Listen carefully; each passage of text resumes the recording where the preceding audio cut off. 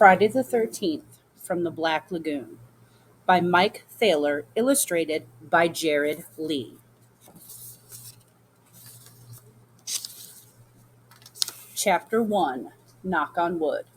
Let's get one thing straight. I am not superstitious. Cross my heart, but I am cautious. I never walk under a ladder or step on a crack, and I always carry my lucky rabbit's foot with me, even though it was not lucky for the rabbit. If you are not superstitious, go ahead and finish reading my terrible tale, and good luck. Chapter 2 A Party Pooper. I'm having a birthday next Friday, and it happens every year. That's good, but Mom's giving me a birthday party. That's bad. It could be horrible. What if no one comes? Or what if everyone comes and no one brings a present? Or everyone comes and brings a present I don't like? Last year, everyone brought me gloves. I had 16 pairs of gloves. I finally had to give them all away to the Octopus Relief Fund. Well, it's a week away. I'm not going to worry about it. Chapter 3 Guess Who's Coming? Mom is going to send out invitations to all my friends. The cards in the store are all corny. One has clowns, one has balloons, and one has kittens and party hats. Forget it. I'll make my own. I'll draw a rainbow dinosaur blowing a horn. On the inside, I'll write, "Come to my party and bring a good present." Mom says that's not polite. How about please come to my party and bring a good present, I ask. She shakes her head. Okay then, there's going to be a party. Oh boy, I say. Mom says that's too eager. Hey, if you're not doing anything next Friday, come to my party. Mom says that's too cool. What about, it's finally here. You've waited a whole year for it. My birthday party. Mom smiles. That's good. I print them out, address the envelopes, put in the cards, and seal them up. Mom gives me stamps and asks if I put the time and date on the invitation.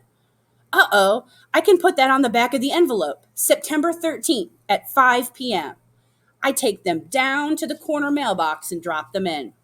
Chapter 4 Party Arty. Now Mom says that we have to get decorations. I think the house is fine already. It's decorated. I've got a monster poster on the wall and my model airplane hanging from the ceiling. Mom drags me to the party store anyway. Do you believe there's a whole store with stuff just for parties? They've got hats, balloons, banners, confetti, streamers, posters, signs, horns, and 1,000 other useless, use me once and throw me away things. Mom goes wild. She buys everything. Our house is going to look like Times Square on New Year's Eve. At least there are no flowers, no kittens, and nothing pink. Then she says we have to get party favors for each kid. We have to give them presents? It's my birthday. Now, if no one comes, I'll really feel bad. I'll have to wear all the party hats and blow all the horns myself. Bummer.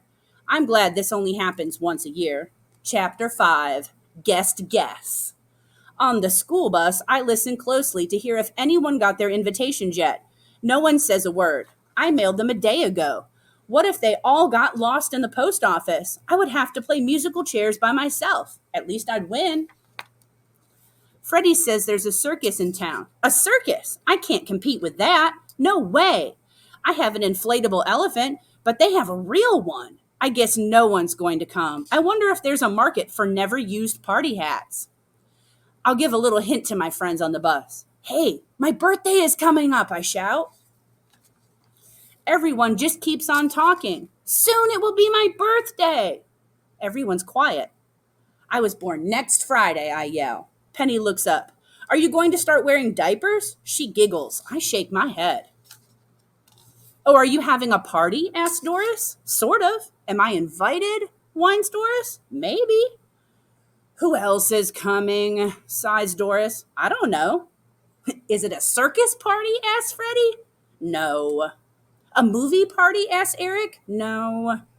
An ice skating party? Asks Doris. No. A bowling party? Asks Derek. No. Well, what kind of party is it? Asks Randy. A surprise party, I answer. How can it be a surprise if you already know about it? Asks Penny. I'll be surprised if anyone comes. Chapter 6 The Apple Cart. I'm feeling pretty bad. Then Eric calls. I got your card, he says. Good, I say. Your birthday is September 13th, he asks. Every year, I answer. Your party is on Friday, he says, surprised. Next Friday, I answer. I can't come, he says. Why not? I ask. I can't leave the house, he says. Are you grounded? No, he says. Well, why can't you come to my party?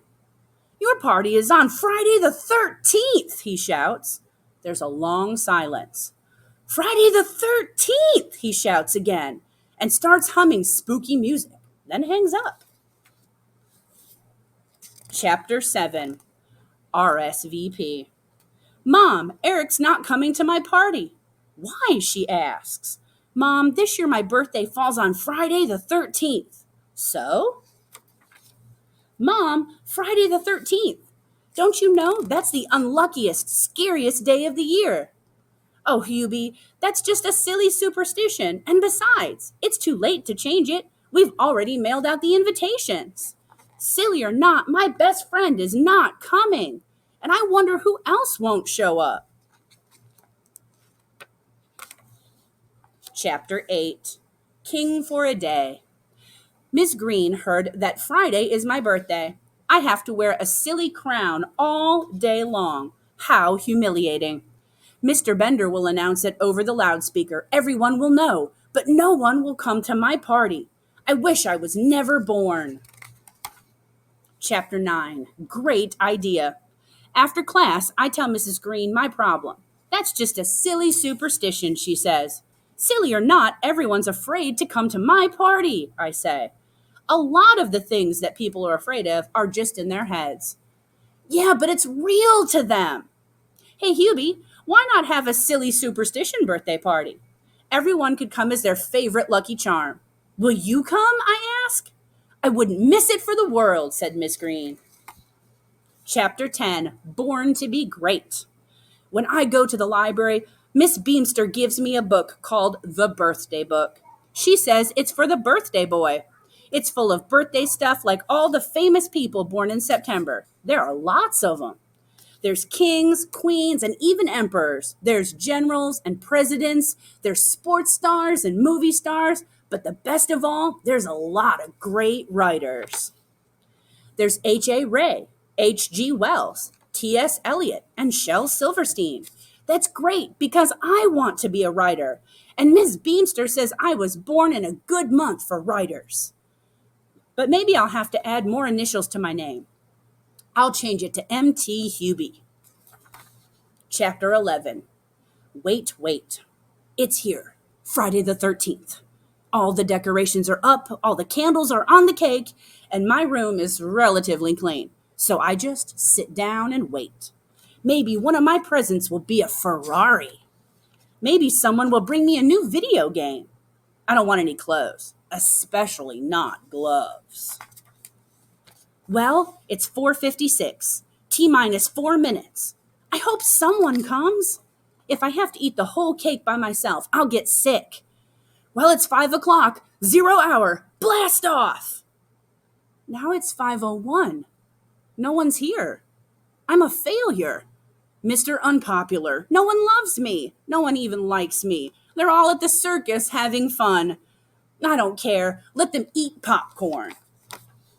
Chapter 12, Party Animal. There's a knock at the door.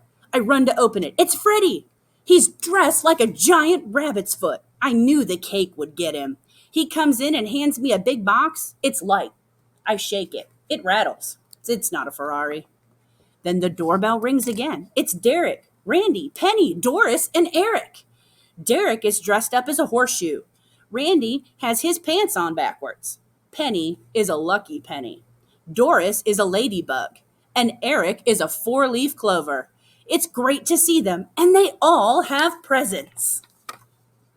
Then Mrs. Green arrives. She's dressed as a rainbow, and she's carrying a pot of gold that turns out to be chocolate candy kisses. Mr. Hershey was born on September 13th, too. They hand me their presents. I weigh them and shake them. I guess it would be rude to open them now. I'll wait until they're all in the door. Mom takes all the presents and puts them on a table. Killjoy. She says, Hubie, be a good host. Chapter 13, The Host with the Most. I say, won't you all please sit down? Everyone sits down and stares. I say, Simon says, stand up. Everyone stands up. I say, Simon says, everyone open your presents. Mom says, Simon says, be a good host. But Mom, Simon wants to know what the presents he got. Hubie, insists Mom. Okay. Simon says, forget it. Instead, we play lots of games like hide and seek.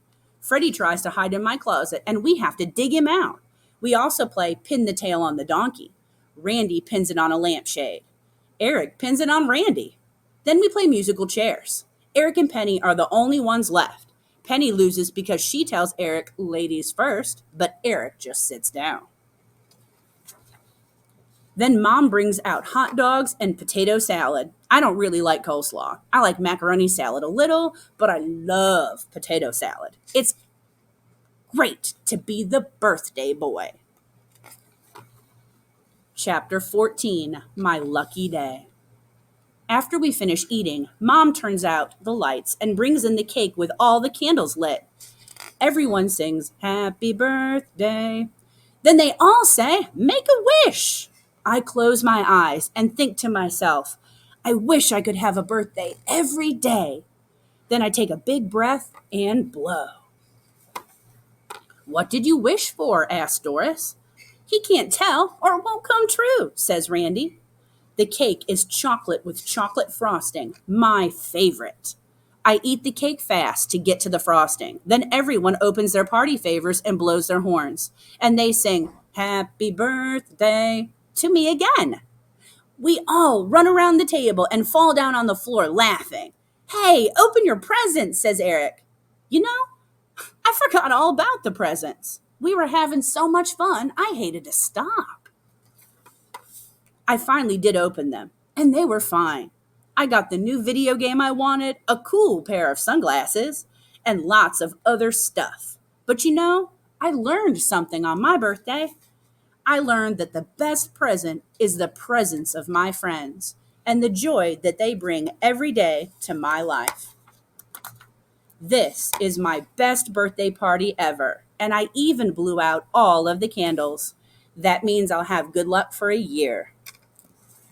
Thank you, everybody, for enjoying our Friday the 13th read from Security Officer at Park Avenue, Lindsay Crumpton. Have a good weekend.